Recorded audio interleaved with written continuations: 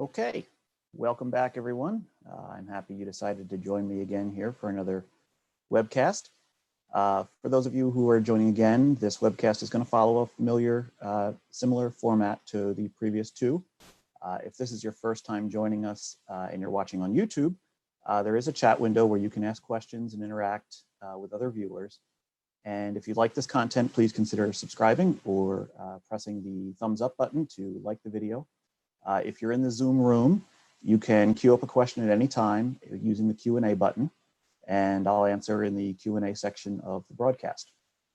You can also click on the small box, and that'll toggle me to the presentation in case you wanted to get a better look at me, or if you wanted to see the background, which today is the sportsbook at the Wynn in Las Vegas. And the reason I chose this one is I was at the Wynn shortly before they opened the remodel of the sportsbook, and I was just kind of peeking at it, and I saw Johnny Avello standing there. He was the director at the time of the sportsbook at the Wynn, and so I went over to him and I said, "Hey, Johnny, this looks great." And he turned to me and he looked at me and he started to talk, but then he just went right by me, and I was like, "That's kind of odd." But then I heard a familiar voice behind me say, "This looks great, Johnny." And I turned around and there was Steve Wynn standing behind me, who was there to kind of check out the progress of the remodel as well. So Steve Wynn's a little more important than I am, so Johnny preferred him over me, I guess. Anyway, let's get started. If you're like me and you've been at home and you're watching a lot of TV, maybe some old movies, you really don't have much else to do. Well, when I had the idea for this webcast on the state of the states, I thought one good way to describe legal sports betting in the US is the good, the bad, and the ugly. And so I think there's only one man for that job, and that's Mr. Clint Eastwood. And we're going to let his career kind of guide us through this look through the state of sports betting in all 50 states, as well as the District of Columbia. So let's start. We're going to talk some numbers real quick, just get these out of the way. 22 of 51 jurisdictions have laws legalizing sports betting. 17 of them have taken wagers. One is on deck. Colorado is still due to open for sports betting on May 1st. And 4 are still finding their way to an opening. They have various states of, like for instance, Washington, D.C. passed their law, but you still don't have any operating sports books yet. We're going to talk about them in some detail. North Carolina, for over a year now, has said sports betting is going live at the Cherokee casinos. They're not open yet. Tennessee has been stuck in sort of a regulatory loop where they're trying to fine tune the rules before they start accepting license applications. And Washington State, who just last week legalized sports betting, they've yet, of course, to take their first wager.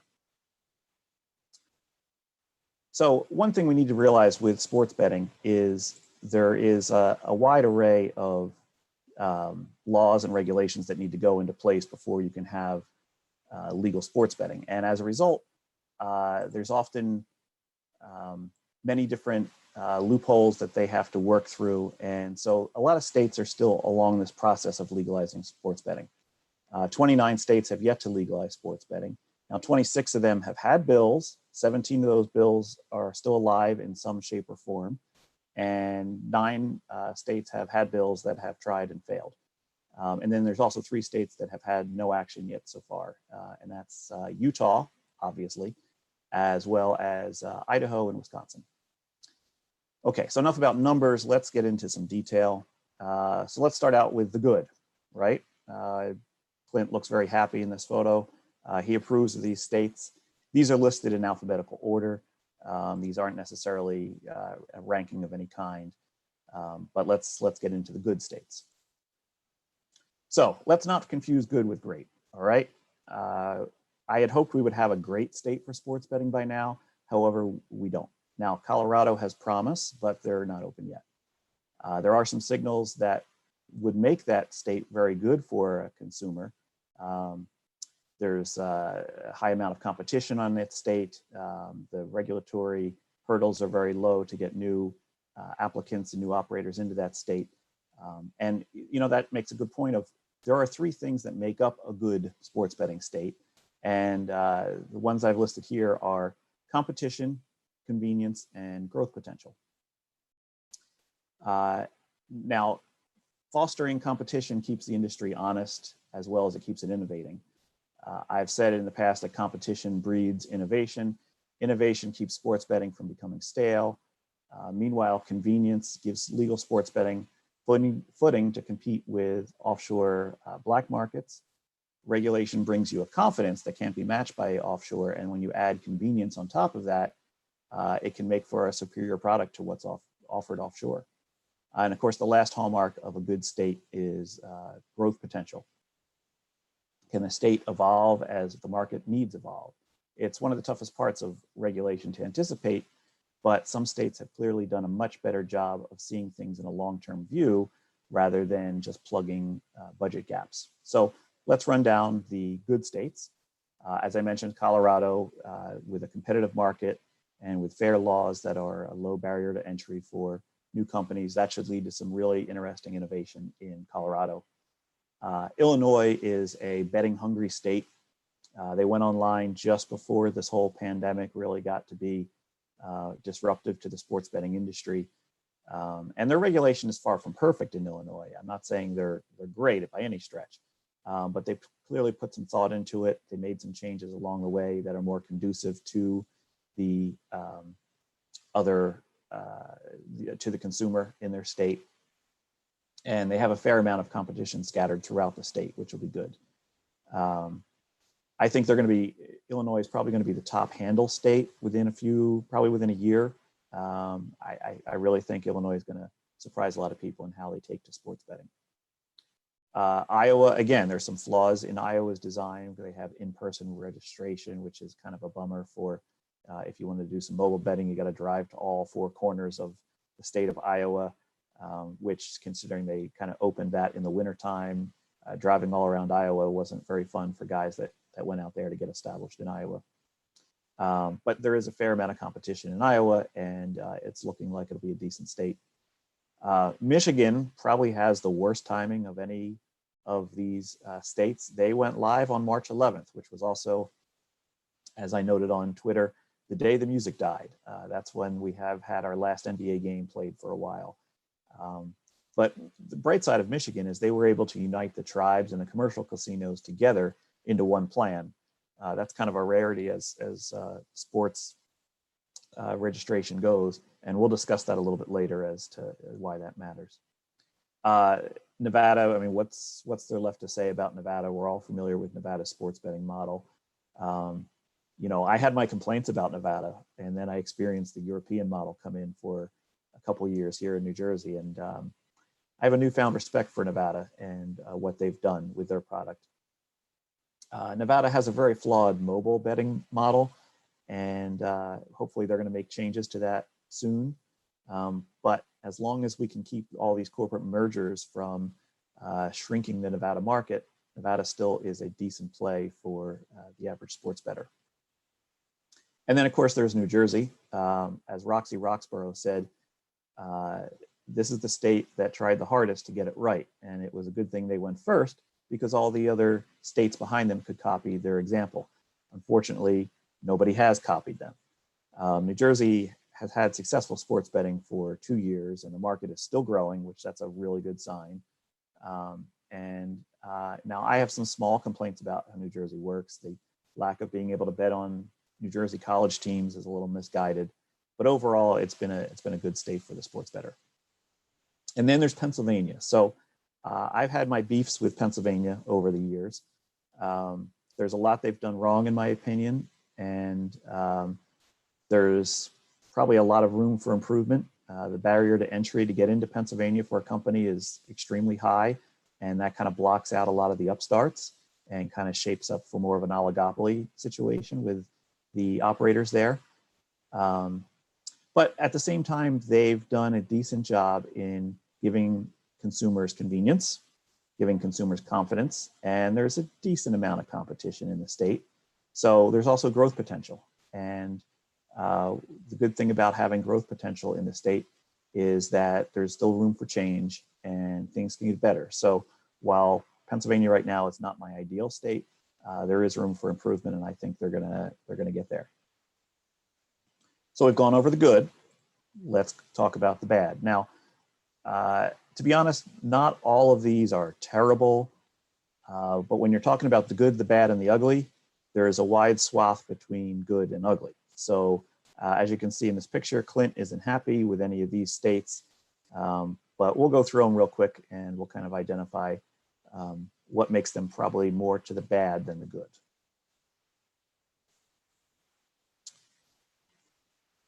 Okay, so now coming up with the criteria of what makes a state bad was not very hard because we just went with the opposite of what makes them good. So in these states, we have some examples of states that have no convenience. These states have no mobile betting: Arkansas, Delaware, Mississippi, New York, North Carolina, and it's all to their detriment that they have no mobile betting solution.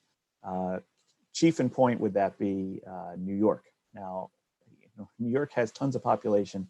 They have a betting hungry public there, yet they've restricted sports betting to just upstate casinos.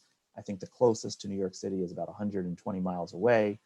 And they've just witnessed roughly $100 million a year of handle go across the river into New Jersey. And that's embarrassing for a state like New York. The thing is, the governor there, Governor Cuomo, I'm sure you've seen him on the news lately. He thinks that enabling mobile betting would require a constitutional change. And in New York, a constitutional change is about a 3-year process. There are other legal scholars in New York that say that's not required. He refuses to see it their way.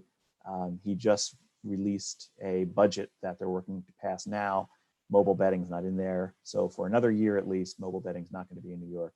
I tend to think that this pandemic crisis is going to start to make people think another way about mobile betting solutions, but we'll see what comes of that. But when you come to states like Arkansas, they only have, I think, 3 racinos that have sports wagering spread across the state. Delaware, there's only 3 casinos there that have sports wagering, and you have to do it in person. Not that Delaware is that big, but when it's so easy to drive to a neighboring state from Delaware, it really hurts them to not have the convenience of mobile betting. Mississippi, I mean, they have 22 casinos. It's a gaming-rich state, but for some reason they refuse to allow for mobile betting. They have what they call Mississippi Mobile, which means you can be on mobile betting, but only in the casino itself that you're betting at. And of course, North Carolina, I mentioned earlier, they're only allowing betting at the Cherokee casinos, and that's like a 3-hour drive to the nearest city center. It's kind of short-sighted. Then there's the states with no competition. So New Hampshire, Oregon, and Rhode Island have all passed laws where they've given pretty much a monopoly of gaming to one company. In Rhode Island, that's William Hill that runs the risk management for the lottery there. In Oregon, they've been using SB Tech. I don't know if some of you saw in the news, SB Tech had a huge global outage of their data centers. And as a result, Oregon had no sports betting.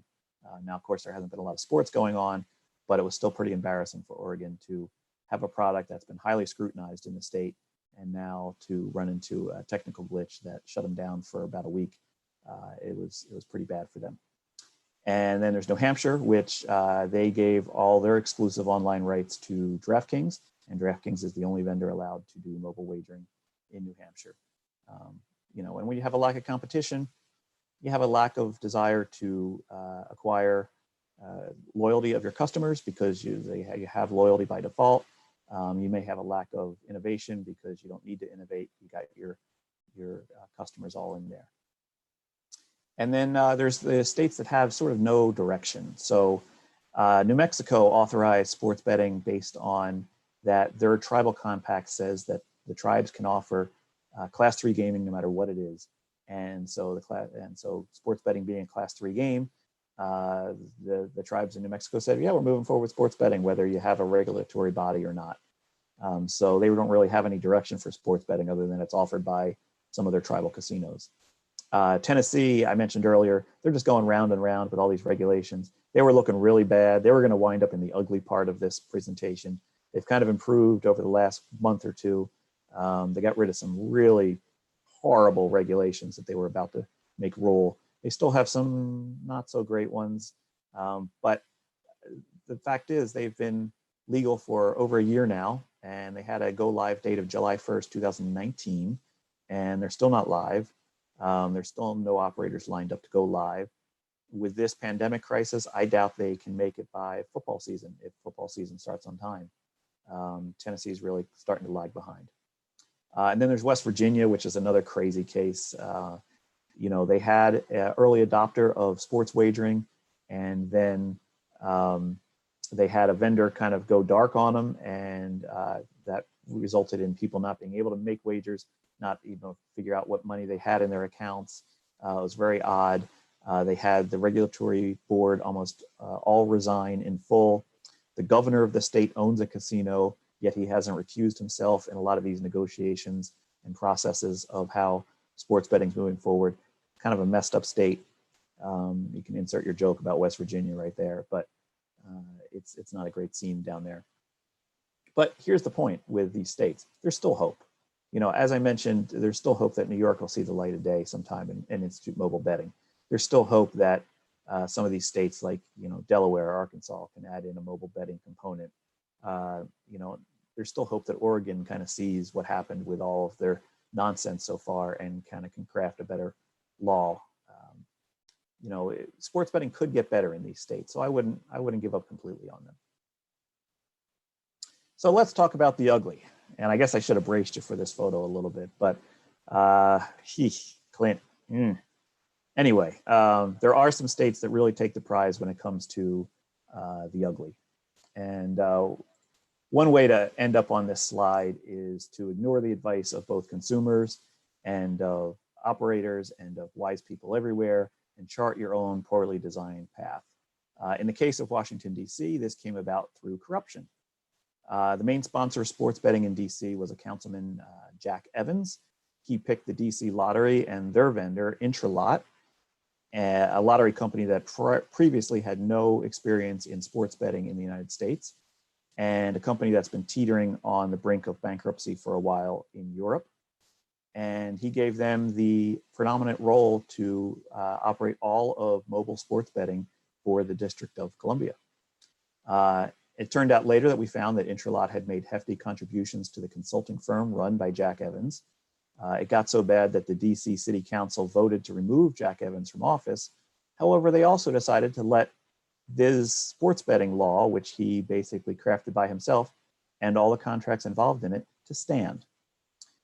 So on top of this, DC also has unrealistic expectations as to their sports betting product. They had a consultant come in, Spectrum Gaming, and they had a report run where they said that DC can expect the sports books there to have a 15% hold percentage. Now, that's ridiculous and overinflated. Most jurisdictions have about a 5 to 8% organic hold on sports betting. We talked a little bit about that last week. So on top of all of this, DC is likely to have a budget shortfall when it comes to the tax revenue that they generate through sports betting. And the product that they get might not even be that great anyway, which will also hurt the amount of handle that they take in on sports wagering. Meanwhile, then there's Montana, and not learning what they saw with DC, Montana also went ahead and passed a sports wagering act and gave the full contract to Intralot. So Montana's interesting twist is that they only permit wagering in bars and taverns. And in Montana, the bars and taverns there all have a little bit of gaming in them, some machines off to the side, Keno and slots and video poker.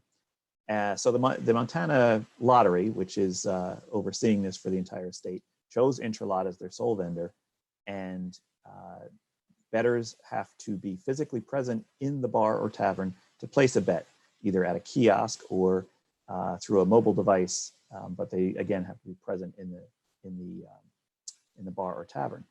And here's the thing: the tavern owners receive a 6% commission on the face value of every bet made in their establishment. So that's 6% of handle. So keep in mind that if you offer a two-sided wager where both sides are minus 110, the theoretical hold there is 4.5%. If you're giving the bar owner 6%, there's no way you can make a profit unless you deal really bad lines. And guess what? Montana is dealing some really bad lines. Let's take a look. This popped up last week or a couple weeks ago now. And as you see, this is basically minus 133 on each side is what you bet into in Montana, which is just as awful as could be imagined. This is about a 12.5% theoretical hold. So in other words, you're trying to make up for that egregious 6% commission by basically adding an extra 8% or so on top of the average theoretical hold percentage. Anyway, the governor there has said that they want to try this thing out for a couple years before they let the legislature consider other options. So Montana is going to be really ugly for bettors for a while. Now, it would be great, though, to own a tavern in Montana. And surprisingly enough, only 104 taverns have opted to get a license to permit sports betting in their tavern, even with that crazy, great 6% commission for them. And maybe it's the licensing fee that gets in the way. It's a whopping $50 to have your bar licensed to offer sports betting. The last ugly state is Washington, and this just joined the ranks of legal sports betting last week. Legalization in Washington state results in a law that greatly favors only one stakeholder in the state's gaming industry, and it also greatly hurts the consumer. Legislators used the cover of the coronavirus pandemic to sneak through a law that caters to only special interest. And not surprisingly, that one stakeholder is the state's tribal casinos. And it came out that they had also lobbied heavily using large sums of campaign donations to various politicians in the state to get this law passed.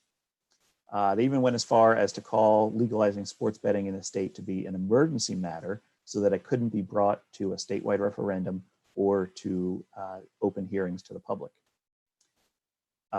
Considering that the state of Washington does not derive any tax revenue from tribal casinos, it's not clear how this was ever an emergency to anyone but to the tribes. The law permits state sports betting to be only in tribal casinos in Washington, most of whom are located in remote areas across the state. There's no mobile betting component unless you are physically inside the tribal casino. And of course, left out in the cold are the 44 card rooms in Washington state, many of whom are in more populated areas. And once again, the politicians have acted without consideration of their constituents, and the result is an ugly mess for all involved. Expect this Washington state sports betting to be tied up in a court for a while. It's an abomination to governmental rule of law and should be a disgrace to any resident in the state of Washington. Okay, so let's move on to the state of the other states. Now, there's only one way to describe the gold rush that is sports betting legalization in the United States, and that is a fistful of dollars. Clint Eastwood is still going to be our spirit animal here, but we'll jump around his movie filmography a little bit more to prove our points.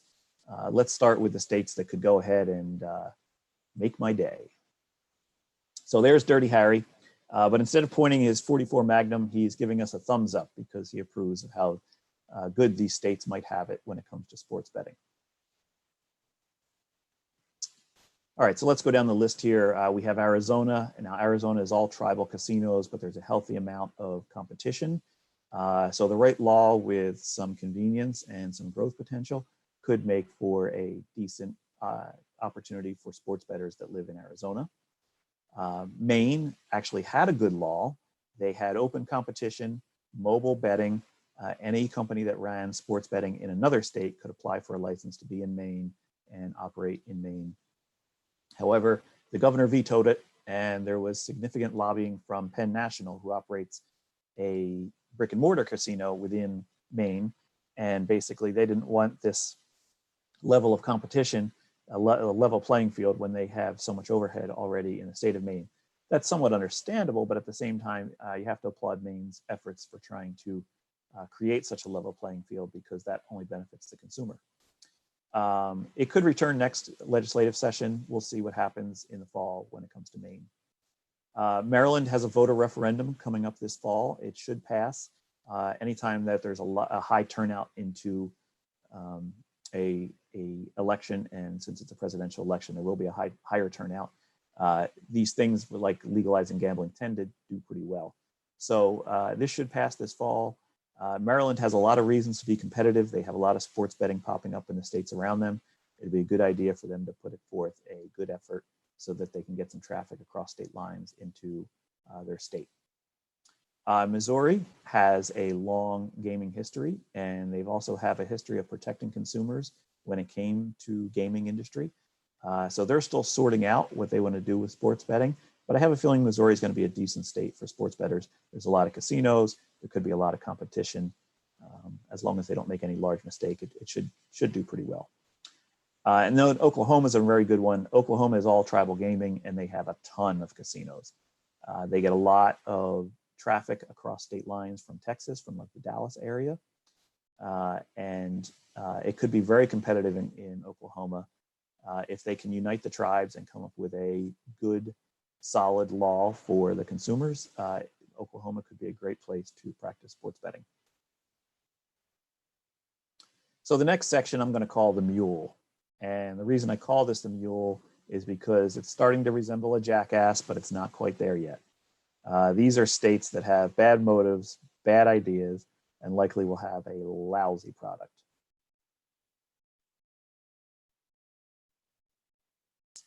So there are some hallmarks of a state that's probably not going to be good for sports betting. And a state is going to have issues if they have too many different types of stakeholders in their state. In other words, if they have a lottery that wants a piece, if they have established casino companies that want a piece, if they have tribal gaming that wants a piece, all of them very rarely play well together. And meanwhile, if they have one dominant stakeholder that lords over the others, that can't be good either, because they're going to end up with an unlevel playing field. And sometimes that doesn't even need to be a gaming company. Sometimes that can just be an industry that doesn't want competition from the gaming industry. And then there's also special interests that can always throw a wrench into the works. So I'm going to start at the bottom of this list because the top of it's a real doozy. So we're going to go in reverse this time. So Virginia has a sports betting law that is on the governor's desk to sign. It's not horrible, but Virginia has no existing casino infrastructure, and they're looking to please too many special interests with the way their bill has been shaped. Mainly, they want to please the sports leagues and the NCAA. They won't permit wagering on Virginia colleges. They won't permit any prop bets on college games. And they require official league data to be purchased by the operators. And then they're also willing to give sports teams an operator license to operate a sports book if they move into their state. The whole bill seems just a little bit too thirsty. Louisiana has had established casino gaming for a while, but it's been slow on the draw when it comes to sports betting. So the big sticking point that seems to be for Louisiana is New Orleans. So they want to protect the Superdome in New Orleans, mainly in that they want to keep the NFL coming back with more Super Bowls to the Superdome in New Orleans. So they've been very slow to signal any support for sports betting until they figure out exactly what the NFL wants to do with sports betting. They said they won't allow sports betting at the one casino in New Orleans, the Harris property located near the waterfront.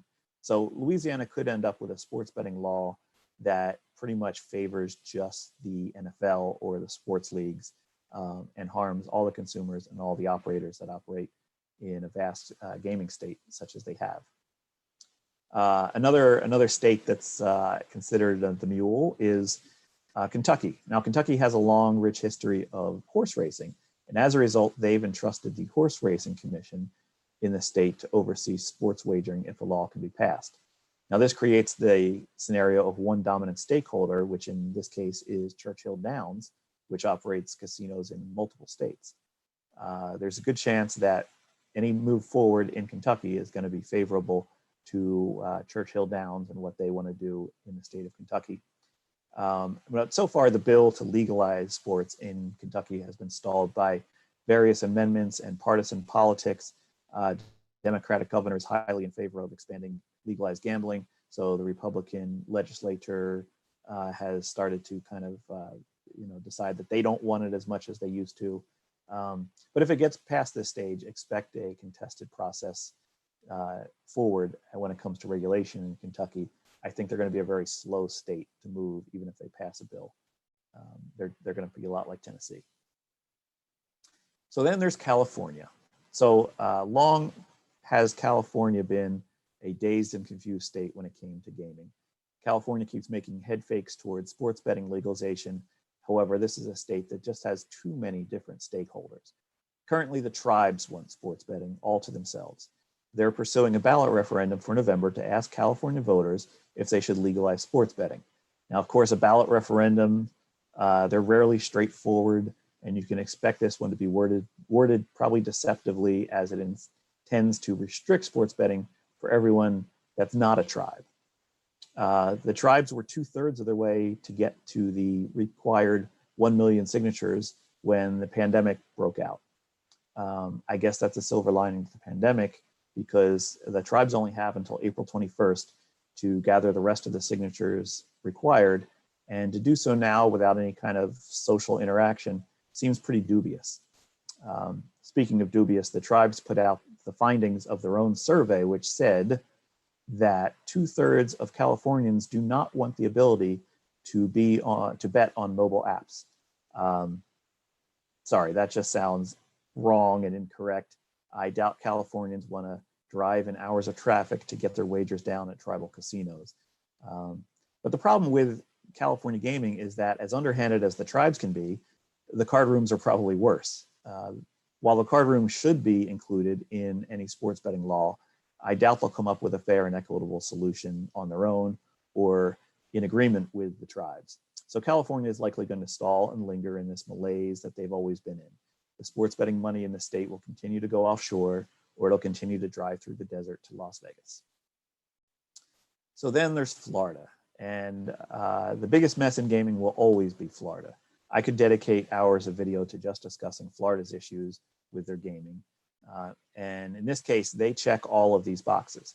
They have too many stakeholders with tribal gaming, legalized racinos, and lottery. They have one dominant stakeholder in the Seminoles, who control the path of Florida gaming based on their compact with the state. And then they have special interest in Disney, which doesn't want gambling anywhere near their parks. They don't want a family to be on vacation in the Magic Kingdom and the dad's on his phone betting on sports. So the Seminole tribe has been holding Florida gaming hostage for years. Their compact with the state has been in a state of renegotiation for years, and they use those negotiations to keep moving the goalposts as to what they want to offer in the state. Right now, the Seminoles want exclusive rights to all forms of sports betting. The state is trying to find a compromise that would include the casinos in the southern part of the state and the racinos and dog tracks elsewhere in the state, even the highlight places in the state. However, there's very little hope of a good compromise that can be reached. The Seminoles are just too rich compared to the other operators, and they'll lobby their way into getting what they want. In the end, Florida's probably not going to have a sports betting law, and if they do, it's going to be probably pretty bad. It's probably just going to favor the Seminole tribe, and I don't think there's any hope that Florida can change that anytime soon. So sorry, guys in Florida. Let's move on to quickly to some of these other states, and I call these the unforgiven. These are states with little or no chance to pass legalized sports betting. Obviously, the prohibition of all forms of gaming is kind of baked into the Constitution in Utah, so there's no chance there. Idaho and Wisconsin have made no moves towards sports betting and have laws in place prohibiting it as well. Alaska and Hawaii have actually had some bills, but there's really no movement towards the product in those two states. And then there's Texas. Texas has a long, complex history with gaming. It would be tough to ever get gaming laws through the state. However, there are a few rich, influential men who have a desire to bring sports betting to Texas. One of them owns America's team in Dallas. He's very interested in sports betting. And the other is a furniture store owner who's been known to make some pretty large wagers on his favorite team, the Houston Astros. So if it happens in Texas, I think it's going to be through private enterprise, overcoming a staunch cultural opposition. But for now, though, I wouldn't hold my breath in this state or any of the other ones on this slide. So what's left here is what I call Heartbreak Ridge. These are the states that could go either way, some for the better, some for the worse. then there's also a good chance that most of these states eventually get sports betting, but I'm just not sure in what shape or form. It's too early to tell. But let's run down them real quick. There are states with little movement, such as Nebraska and Ohio, that have done little towards legalizing sports betting. There are states that have bills pending, such as Connecticut and Georgia, Kansas, Massachusetts, Minnesota, South Dakota, and Vermont. Out of those, Vermont actually looks like a decent one. They kind of picked up the charge where Maine had left it, saying we want to have an open competition of mobile environment for bettors. It actually look like they'll be very good compared to their neighbor, New Hampshire, in what they're going to be able to offer if they can get that bill through. And then there's a couple states here that just have had bills that have come and gone and have failed. They've yet to reintroduce another one yet. That's Alabama, South Carolina, North Dakota, and Wyoming.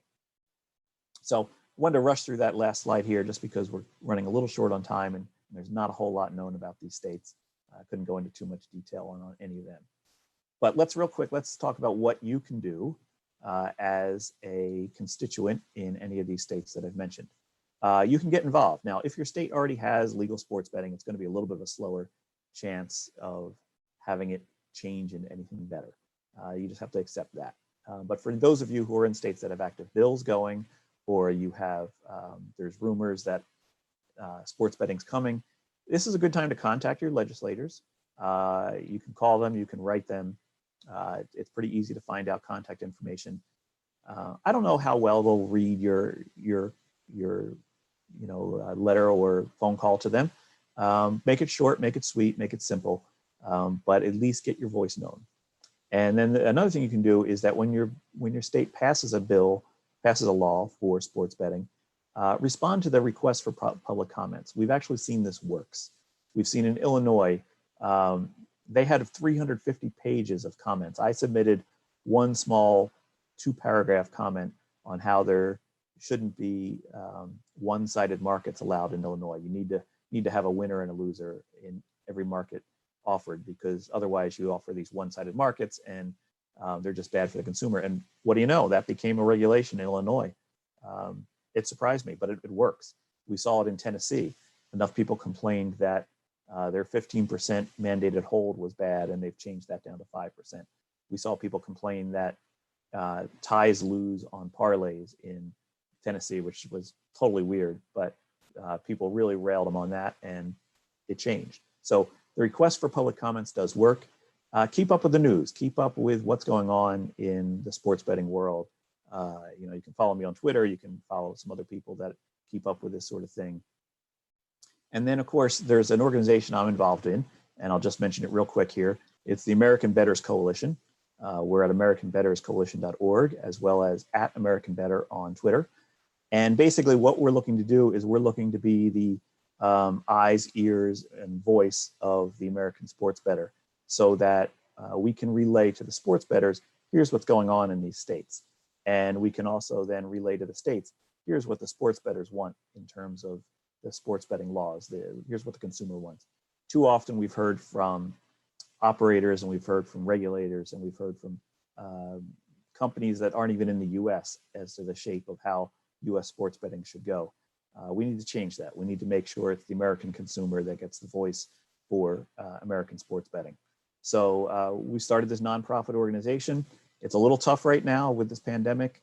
We're going to see some funding dry up pretty fast on us that we were kind of hoping for, but there's some good people behind this, and I hope to make it a decent voice for sports bettors going forward. Okay, so let's go to the Q&A section here. I'm going to take a second here and check out some of the questions that have been compiled both on YouTube as well as on the Zoom room. And if you have questions, you can submit them in Zoom using the Q&A button. If you have questions there on YouTube, go ahead and type them into the chat window.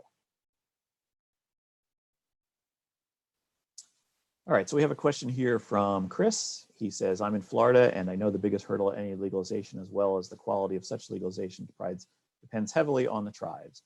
What would need to happen in order for the tribes to be incentivized to offer a good product, or even a product at all? Okay, so we sort of talked about the Seminole situation there in Florida. I think what needs to happen in Florida is you need to be able to carve out an equitable deal for the tribes. Possibly let's just give them a certain facet of sports betting. So what if they got mobile betting in the state, but the racinos and the casinos in the southern part of the state are allowed to offer mobile betting in their county only, or maybe in their county and neighboring county.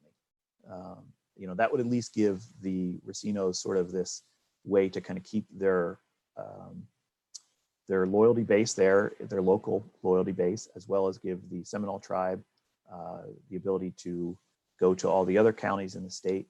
And you might want to also give the counties the ability to opt out of this. So the counties where Disney is, I forget which county that is, they could opt out of it so that you can't have mobile betting within the parks at Disney. So in other words, you're kind of placating all of the different stakeholders here. I don't know if that'll happen. That's just my solution, but we have come far enough with mobile betting that you can segment it just by the different counties. Geolocation is very strong these days. Marcus asks, any insight or predictions regarding the future of the Wire Act?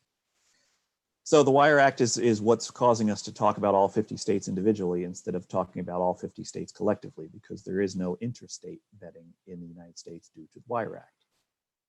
Here's the thing, we all recognize the Wire Act is old and is an unintended consequence, and it's still being hung over our head. In this day and age, right now with this pandemic, it's greatly restricted the ability for some of these companies to have any type of revenue. And I'm not just talking about, making it so that people in Hawaii could suddenly bet in New Jersey. I'm talking, make it so that people in New Jersey that have a, that are an operator in New Jersey can also, that if they're also an operator in, say, Pennsylvania, they can offer their services across state lines there to kind of pool the liquidity, shrink the overhead. And, if you have two states that have already consented to having legal sports betting, it doesn't seem like a big deal to have, multiple states there with sports betting and have it to be available to the people in both states. It's time for the Wire Act to change, maybe not to fall, but at least to change. And I don't know if this pandemic will kind of force that issue or not. It's tough to say. But any predictions for the Wire Act? I would say next year is a good year. 2021 is a good year to get that done. It's not an election year. It's not a major turnover in the House. You can get things done. If it's not in 2021, it's probably going to be in 2023, but hopefully it gets done.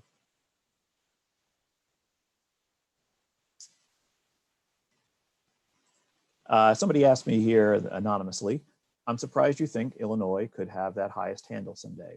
Why do you anticipate that? So Illinois is a betting state. Chicago area specifically is a betting area. They love to bet in Chicago. The options board, Chicago Board of Options Trading, has been a stalwart in the financial world. And if there's one thing that sports betting most resembles, it's options trading. So there's a lot of people that are in the financial industry around Chicago who have a history of kind of taking the same type of risk that you need as to when you bet on sports. So I think it's going to be a very good culture for sports betting in Chicago. I think they're going to do very well in that area. There's enough competition in the state, but not too much. There's big players there in terms of the operators. There's a good chance that it'll go well. The one thing they lack is that they have that mobile registration needs to be done in person. That's just a lousy component, but hopefully maybe that'll drop someday. But I think Chicago is going to be or Illinois in general is going to be very strong. And they're a state of, I think, 14 million people. So you look at New Jersey, they have 9 million people. And, they're neck and neck with Nevada in terms of handle. I think Illinois can get over that $500 million per month in handle and become the top state within a year or so. Okay, here's a question from Canada. Interesting that you chose to be part of this webcast, but thank you for attending. Anyway, he says, I live in Canada and have been greatly limited by my provincial operator. the provincial government has a monopoly? Do you think this is right? A monopoly operator limiting a player? I feel the government is essentially telling me to go offshore or move elsewhere to bet legally. Yes, I agree. Canada has had legal sports betting, but it's by province, and it's been, there's certain provinces where there's just the state government offers it to be the product that they offer. And it used to be like it would be parlays, only parlay only, and things like that. So it's not been a good product. However, I think they're going to see what's happening, the revolution that's happening in the United States. They're going to see the big handle. They're going to see the amount of revenue that's generated. They're going to see the fervor for which people get behind sports when they can put a little money on it. I think it's going to spread to Canada. And I think you're going to see some changes in the Canadian laws. And hopefully they come on board with what we've been doing in the United States. And again, the same way that you can get involved to change is to contact your legislatures and get with them and lobby for change. I wish the American Sports Betting Coalition could help you out there, but we have your side in this, and hopefully it gets better for you guys soon. I'm gonna go over to YouTube here and see what we got.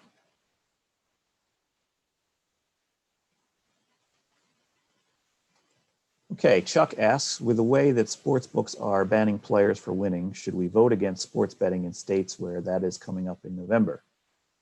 So that's a good question, Chuck, because, what would you rather have? Would you rather have sports betting that is limited and constricted, and sports books throw out anyone who seems to have a pulse of winning? Or would you rather have no sports betting at all and have to take all your action offshore? And who knows if, the government's going to crack down on that anytime soon, or your state government's going to crack down on that. It's sort of, it's a difficult choice to make. What I would do is I would lobby for your state, if they're passing sports betting, to keep the consumer in mind. And you think you might only be one voice, but you can be a much bigger voice when you put yourself out there on social media and you get retweeted, or sometimes these different regulatory bodies, they have not heard from the consumers much. So when they hear from just one or two, they take their word as gospel. So it's very important for you to make your voice heard. Personally, I would say that sportsbooks should realize that the more liquidity you have, the less dangerous a sharp bettor is to you. And as a result, the less you have to worry about a sharp bettor, the less you have to take countermeasures against them. We talked about it in the last webcast last week. Only 2% of bettors win long-term. Why they seem to be so hell-bent in finding just that 2% and using a technique that basically throws the baby out with bathwater is beyond me, but they do it. And hopefully they can start to get enough liquidity and enough revenue flowing in that they go, oh, we don't need to worry about these sharp bettors, and we don't need to throw them out like we have been doing. I'm just going to jump over here and see what the chat looks like. Nothing going on in chat and Zoom, just to make sure I wasn't missing anything there. A couple more questions here from Zoom. For any states that have legalized sports gambling, how do you think that will affect residents playing offshore? So this is a decent question. I saw in New Jersey, they actually made some changes that are a little bit restrictive for me to get to the offshore industry. Basically, they told some offshore companies that if you take bets from New Jersey, you have no path to legalization in the long run. And certain ones complied to that. Bovada no longer takes bets from New Jersey. BetOnline no longer takes bets from New Jersey.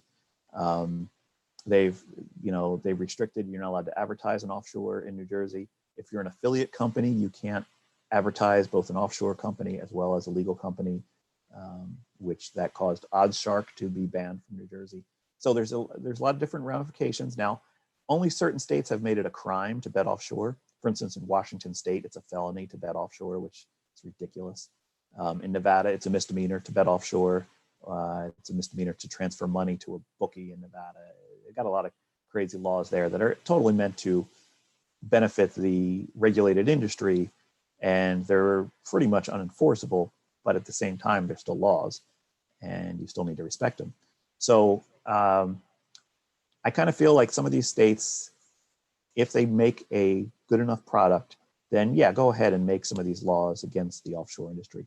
But if you're making a lousy product and then you're going to also make laws against your constituents, you're just being draconian, and you don't understand the sports betting industry as a legal entity, and you're just getting in the way.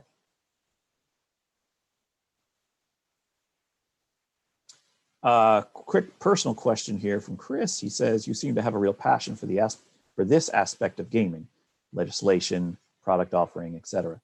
What about it has led you to this sort of latching onto it as an area of expertise? Well, Chris, I'll tell you, I'll keep it short here.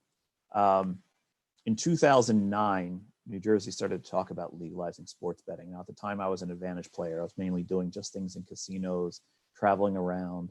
I was betting some sports offshore. Basically just seasonal. I think I was just doing baseball at that time.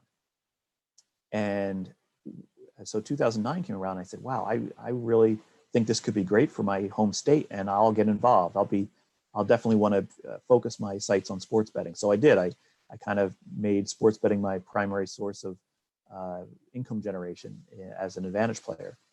And so 2009, I think, it started to make some progress, and it wasn't until 2011 that we were able to get it on the ballot. It was a ballot referendum in 2011, and it passed pretty convincingly. I think it was like 75-25 to legalize sports betting in New Jersey. Great. Let's just turn it on and let's go. Unfortunately, then the sports league stepped in and they filed injunctions preventing New Jersey from pursuing legal sports betting.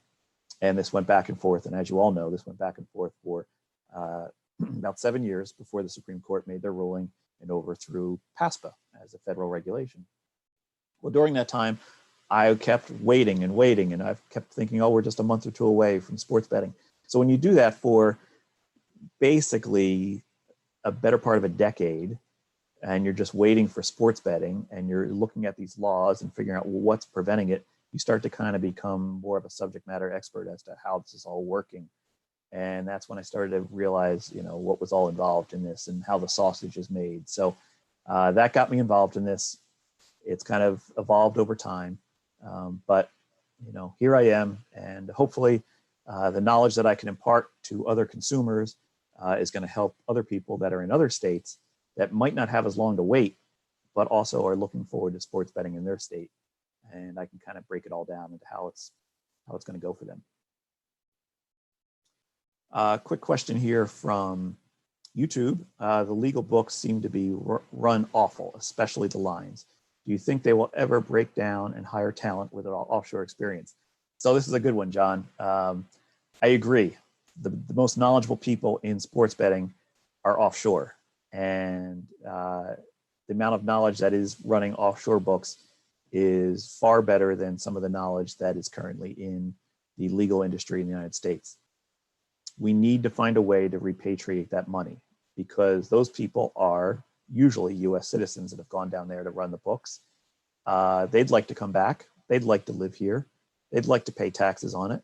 They're just afraid of prosecution for the career that they've run in offshore. We need to find a way to get the smart people back in the room, right? So there needs to be a state that steps forward with this and says, if you try to get a license here, even if you have a past of operating in offshore, we're going to make an exception and make a probationary period or something to get it to work. I don't think it's going to be New Jersey. New Jersey's always had a bug up their butt for the legal industry. They don't want to have any touching of it.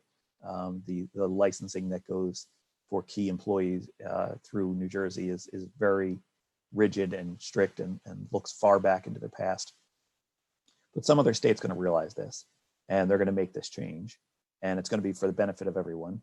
I hope it's a state that's forward thinking. For instance, Colorado seems to be pretty forward thinking. Maybe they can make this change. Either way, it would greatly benefit everyone involved, the operators, the consumers, the reputation of the industry, to have something where you have some of that offshore spirit and bookmaking come through into the US. Because right now we're getting all the European operators, and hey, these European operators do not have a clean past. There's been some shady dealings in the past in these European operators. They're operating in black markets. We could go on and on about some of the things that some of these European operators have done, and the U.S. has just sort of kind of ignored because, oh, it didn't happen in our country, it wasn't affecting our people, so we're going to let you still come in here and do whatever you want. We need to be fair about this, get the smart people back in the room. So that was a really good question, John. I'm glad you brought that up because it's a point I hadn't made that I think was very important. I'm just going to do one more quick look if there's any other questions here that I missed. Oh, real quick, Eric asked, is there enough competition in any of the states to find arbitrage possibilities? Arbitrage possibilities will greatly be enhanced by liquidity in markets. So the more competition, the more different sports books you have, the more liquidity in those sports books, the less they rely on just one central number, the more arbitrage situations you're going to have. Trouble is, it's not a great pool to choose from. You can obviously go back in this presentation and look at some of these other states that don't have a lot of choices and liquidity. They're not going to be good for arbitrage whatsoever. Some of the states that have more competitors, they're going to be better for an arbitrage situation. So if you want to go that way, you probably need to use some offshore as well if you're going to be looking at sort of arbitrage. But good luck if you're in a state that has a decent amount of competition. Go ahead and try to create some arbitrage opportunities. Okay, I think that just about does it for this webcast. I thank you all for joining me. If you're on YouTube, go ahead and subscribe or like this video if you'd like. And hope to see you back here next week. I'll be announcing on Twitter on Monday what.